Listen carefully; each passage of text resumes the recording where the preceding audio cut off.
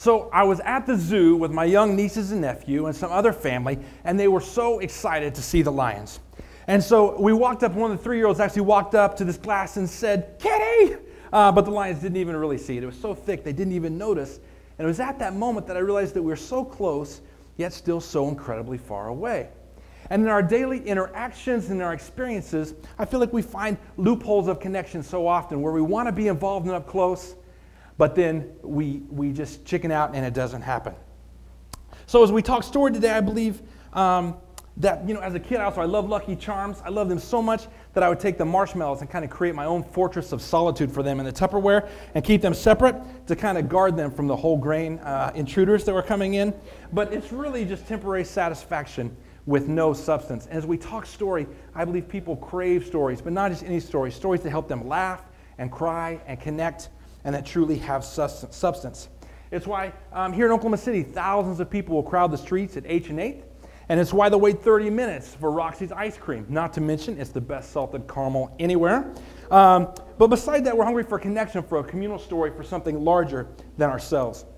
So the art of story is not just about spinning a good yarn, but it's about connection, collaboration, and relationship. So we hear that around the world, there's 1.7 billion people on social media. Yet in the United States, 75% of people would say they don't know their neighbors' names, and 25% of people would say they don't have one person with whom they can share important matters with in their lives. So I'm afraid that sometimes our desire for connection and even to do social good is illegitimately satisfied by sharing a status rather than sharing our lives.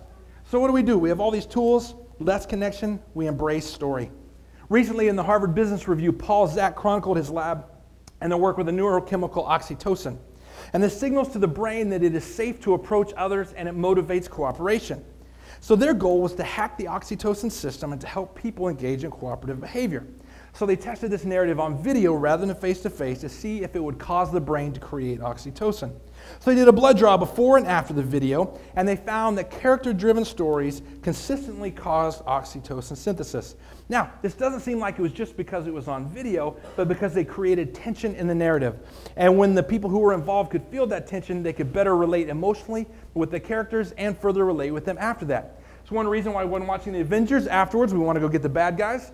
And after watching 300, we want to go work out. Or maybe we just want six-pack abs to go with our burly beards. But regardless, we want to find out how do we create that tension in our own story that we live and in the stories that we tell.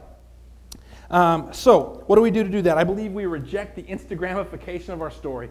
Not just framing things in the perfect light and with the best filter, but being willing to share our brokenness right alongside our mountaintops. So as we do that, I believe that just as connection without conversation is hollow, conversation without confession and sharing our story is really just scratching the surface without full depth and possibility. Several years ago in my life, I made a series of horrible decisions, lost nearly everything: job, car, insurance, and most importantly, my family. And now, by the grace of God, we are still together on a restoring journey, and I'm so thankful for that. But there's times I'm tempted to leave that out in my pride to say, you don't really need to talk about that. But if people don't know your story, if they don't know the full depth of what you're walking through, it's hard to connect and collaborate and really know one another. And some of life's richest memories can come during some of life's most difficult moments. And as we share our story, it might bring hope to an individual or even to a community of people, and we would have never even known they needed to hear it. So the art of story is rejecting the Instagramification of our stories, but it's also treating each other's lives like they are a story waiting to be discovered. Several years ago, I was in a coffee shop in Topeka, Kansas, and had a huge deadline. I was very nervous trying to get done when this gentleman walked in, and I thought maybe he was homeless just by some things, and he had on huge blue blockers, and he had on a blue cap and this kind of scraggly knapsack, and he sat down at the decorative piano and was about to play. And I thought, oh my goodness, what are you doing? I'm never going to get done. I'm trying to work on this paper. What's going to happen? And in the midst of all these negative thoughts that I was thinking in my mind, he began to play the piano, and it was beautiful. He played Beethoven and Mozart all the way up through Broadway show tunes. And I was incredibly humbled, and I felt awful. And so as I was leaving a couple hours later, I just asked him his story. His name was Frank, and I found out that he had been homeless previously. But for the last couple of years, he'd been living in an apartment, and he had picked up these books at a thrift shop, and he had taught himself how to play the piano. It was incredible. And so as I learned his story, it changed the lens through which I viewed myself, but it also changed the lens through which I viewed him. And it created a possibility for connection that never would have been there otherwise.